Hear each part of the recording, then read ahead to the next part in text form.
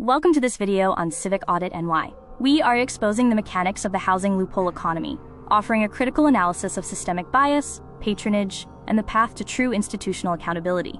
We begin with the thesis of systemic balance. Capitalism requires transparent planning and honest budgeting to function. Currently, the system is captured by interests that benefit from instability, and true balance requires policy that resists this interference. We are witnessing the commodification of poverty.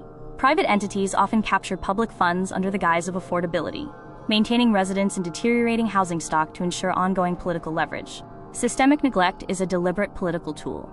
Visible, non-lethal disrepair serves as a perpetual campaign talking point, where political saviors promise repairs that outlast their time in office, creating leverage through neglect. Rent freezes can become an illusion. Because they don't address vacancy-driven rent resets, they can incentivize landlords to displace current tenants, masking the very displacement they ultimately accelerate. We also see systemic bias against single-parent households. Rules, such as arbitrary bedroom per age requirements, function as barriers to entry, often pricing out smaller families to preserve units for larger households.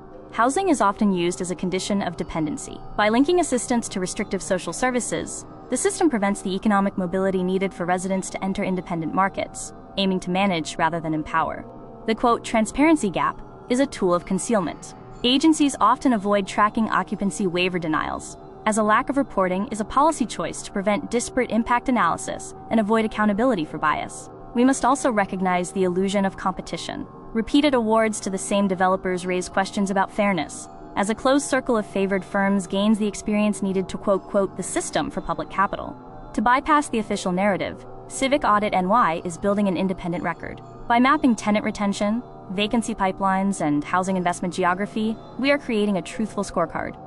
Disclosure is essential. It is the fundamental requirement for reclaiming housing as a right, allowing the public to evaluate whether policy meets its goals or simply protects established patronage. Our policy recommendations include performance-linked assistance with automatic clawbacks, removing anti-family biases in occupancy standards, and establishing full public transparency through developer scorecards. In conclusion, the path to disclosure requires total exposure of the networks keeping families in cycles of deterioration. Making these mechanics visible shifts the balance to the public interest and true accountability.